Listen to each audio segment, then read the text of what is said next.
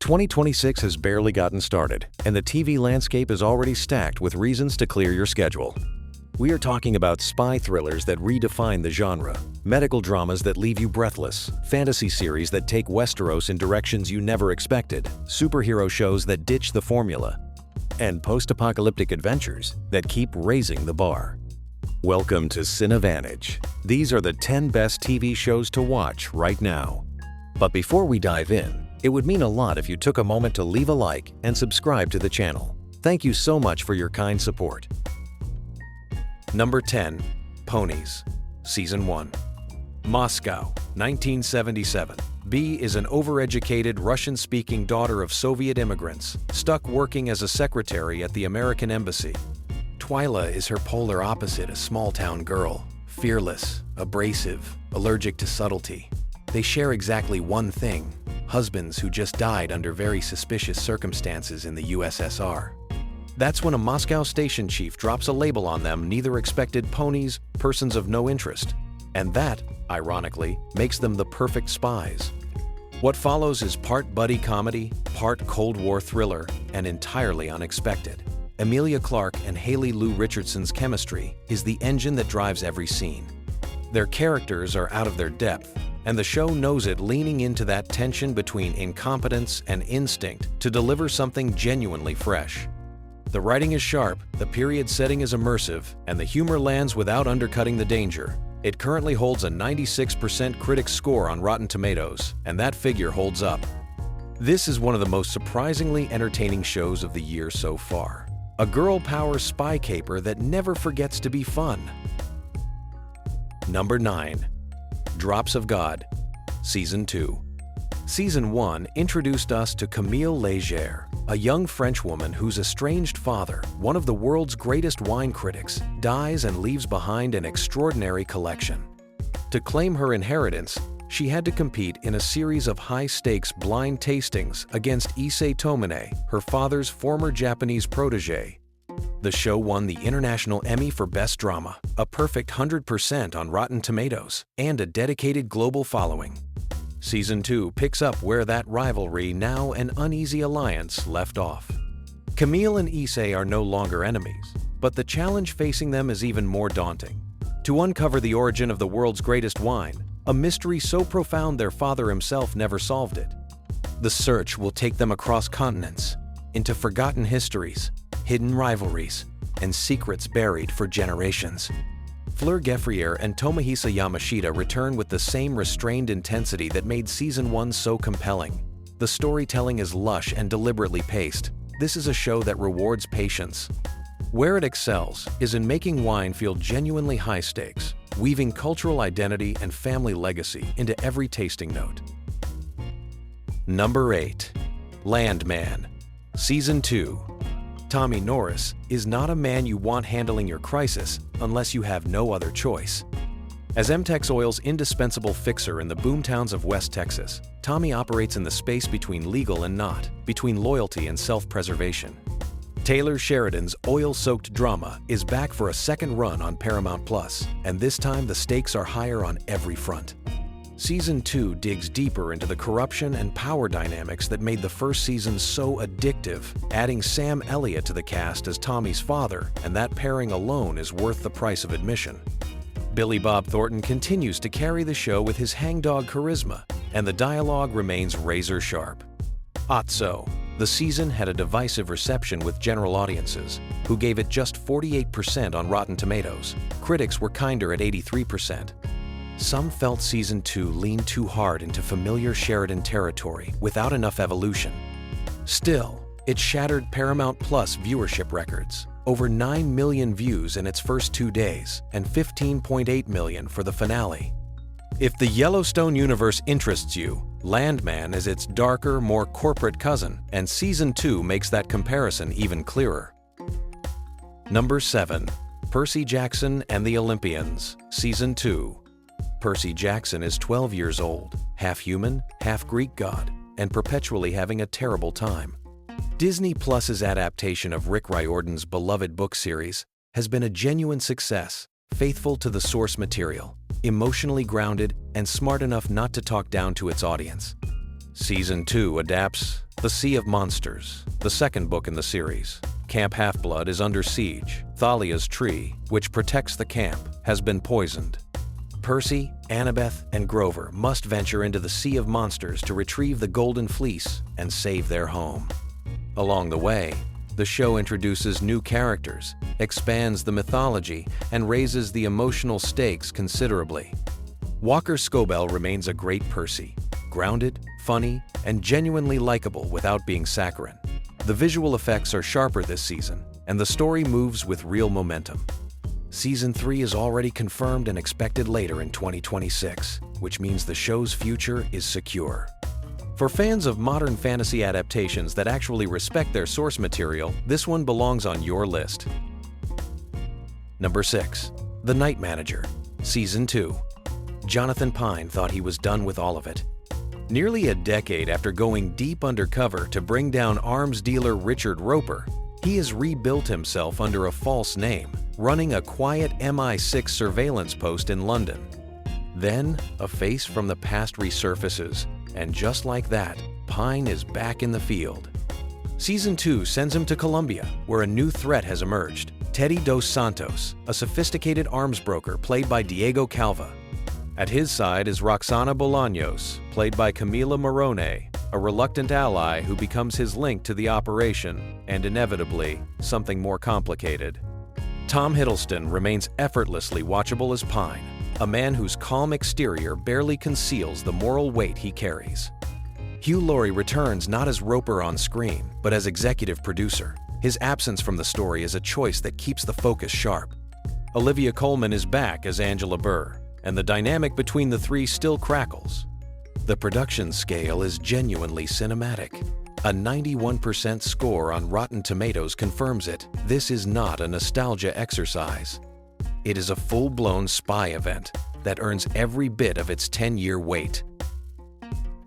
Number 5. Wonder Man, Season 1. Simon Williams has powers ionic energy, superhuman strength, the ability to cause small explosions. He also has no agent, no callbacks, and a dream of landing the lead role in a big-budget superhero reboot. And that, in essence, is the tension Marvel decided to build an entire show around. Wonder Man is the most unusual entry in the MCU's television catalog. Created by Destin Daniel Cretton and Andrew Guest, the show strips away the world-ending stakes, the big battles, and the franchise obligations to focus on something far more human: the desperation of someone who wants to matter. Yahya Abdul-Mateen II is genuinely excellent here, playing Simon with a mix of ambition and need that never tips into unlikable. Ben Kingsley's return as Trevor Slattery is the show's secret weapon. The two actors share a chemistry so easy and warm that it could carry the whole run on its own. The satire of Hollywood ego and the superhero industrial complex is sharp without being mean-spirited.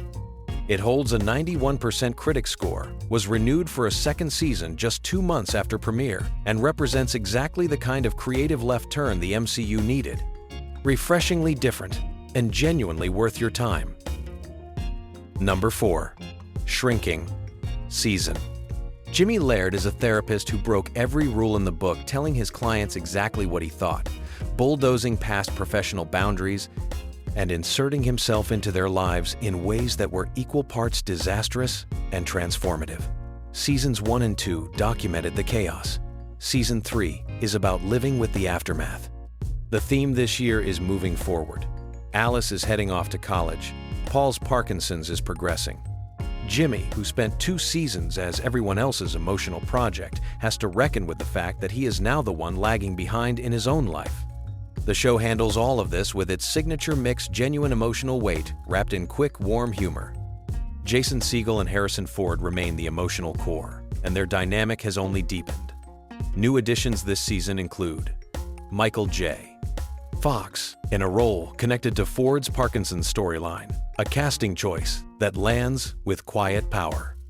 Ugh, this is the kind of show that makes you laugh and then stare at the ceiling afterward. It does not overreach. It does not chase spectacle. It just trusts its characters, and that trust has earned it one of the most loyal audiences on Apple TV+. Number 3. A Knight of the Seven Kingdoms, Season 1. Forget the Iron Throne. Forget the dragons. Forget the endless betrayals and political machinations that defined Game of Thrones and its spin-off House of the Dragon. A Knight of the Seven Kingdoms is something entirely different, and that difference is exactly what makes it work. Set a full century before the events of Game of Thrones, the story follows Sir Duncan the Tall, a low-born hedge knight with more decency than coin, and his young squire Egg, who carries a royal secret he cannot afford to reveal. Together they wander the realm jousts, tavern brawls, small towns, and smaller stakes, forging a bond that the history books will eventually call legendary. Peter Claffey and Dexter Solancel are revelations in the lead roles, bringing a warmth and humor that the franchise has rarely allowed itself. This is Westeros, without the operatic doom, intimate, dusty, and surprisingly soulful. A 94% score on Rotten Tomatoes and 14 million viewers per episode by the finale confirm that the gamble paid off. HBO has already renewed it for a second season, set to adapt the next Dunk and Egg novella in 2027. One of the most welcome surprises in the franchise's history. Number 2. The Pitt, Season 2. The Pittsburgh Trauma Medical Center runs in real time. Every episode covers 1 hour of a single shift, and by the end of a season, you have lived an entire workday inside one of the most chaotic emergency rooms on television. Season 1 introduced us to Dr. Michael Robbie Rabinovich, played by Noah Weil, a brilliant, battered ER doctor who runs his department like a man holding everything together with his hands while the walls collapse around him. That season ended with Robbie, quite literally, on a ledge. He went to rehab. He stepped back. Season 2 brings him back on the 4th of July, trying to be a person again in a hospital that does not slow down for anyone. A new attending has taken over his department, and Robbie has to figure out how to be present without being in control. The show is gritty and authentic, in a way that few medical dramas achieve. It won 5 Emmy Awards for its first season, including Outstanding Drama Series. Noah Weil won Lead Actor. Catherine Lanassa won Supporting Actress. Season 2 ups the stakes again. More ethical dilemmas, more gut-punch emotion, and the continuing sense that these are real people in an impossible job. This is the medical drama everyone should be watching. Number 1. Fallout, Season 2. 200 years after the bombs fell, the world is still a wasteland and somehow still wildly entertaining to inhabit. Season 1 of Fallout was one of the biggest streaming surprises in recent memory. Based on Bethesda's iconic video game franchise, the show managed the near impossible. It translated the game's dark humor, moral ambiguity, and sheer weirdness into television without losing any of what made them special. Over 100 million viewers worldwide agreed. Season 2 picks up in the Mojave Desert, heading toward the ruins of New Vegas. Lucy McClane's story becomes more dangerous and more personal. The ghoul Walton Goggins, at his absolute best, continues his brutal, deadpan journey through a world that should have killed him years ago. New characters arrive, including roles for Kumail Nanjiani and Macaulay Culkin, and the show's world expands considerably. Ella Purnell and Walton Goggins remain the emotional center of the series, grounding the chaos with performances that make this wasteland feel brutally human. The second season holds a 97% score on Rotten Tomatoes, higher than the first. Season 3 is already confirmed. This is the number 1 show on our list because it is the rare adaptation that keeps getting better. War never changes, but Fallout just might keep raising the bar. And that is our top 10 best TV shows to watch right now in 2026. From spy comedies to fantasy road trips, from chaotic emergency rooms to nuclear wastelands, the range of what is available right now is genuinely remarkable. If you enjoyed this video, do not forget to leave your like, subscribe, and hit the bell icon so you never miss our next video. Drop your picks in the comments. We want to know what you are watching right now and whether any of these made your own personal list. Stay curious, stay streaming, and we will see you in the next one.